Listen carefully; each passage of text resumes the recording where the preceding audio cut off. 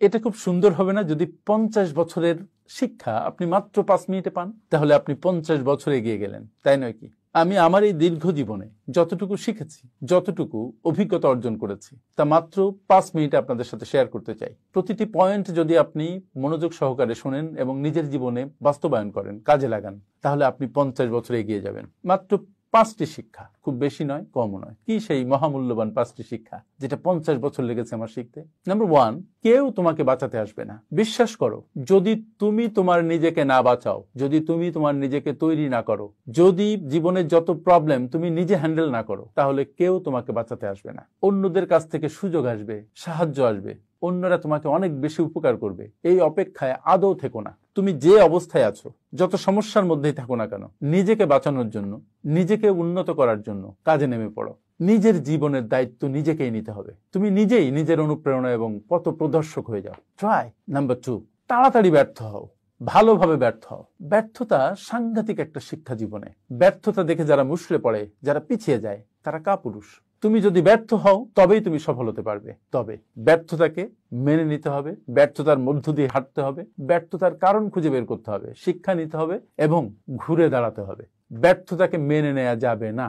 যদি ব্যর্থতাকে মেনে নিয়ে বসে পড়ো, শুয়ে পড়ো, তাহলে তুমি শেষ। নো, তুমি হারবার জন্য জন্মাওনি। সুতরাং ব্যর্থতাকে এমব্রেস করে বীর দর্পে সামনে এগিয়ে যাও। যতক্ষণ না জয় পাও, লেগে থাকো। মনে রেখো, যারা জীবনে অনেক বড় সফল হয়েছে, তারা অসংখ্যবার ব্যর্থ হয়েছে এবং ব্যর্থতাকে জয় করে সামনে এগিয়ে গেছে। 3 নম্বর শিক্ষা, সুখ বাইরের কিছু নয়, ভিতরের বিষয়।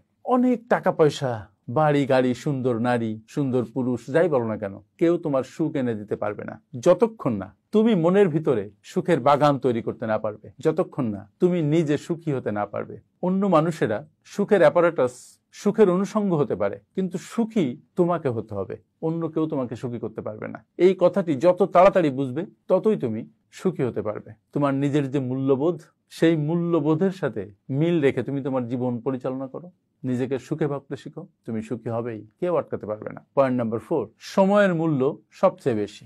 আমরা হয়তো জানি না যে সময়ের অপর নাম জীবন। প্রতিটি মুহূর্ত, প্রতিটি ঘন্টা চলে যাচ্ছে, তোমার জীবন থেকে সবচেয়ে মূল্যবান জিনিসটা চলে যাচ্ছে, যেটা তুমি কখনো কোনো কিছুর বিনিময়ে আর ফিরিয়ে আনতে পারবে না। সময়ের নামে জীবন।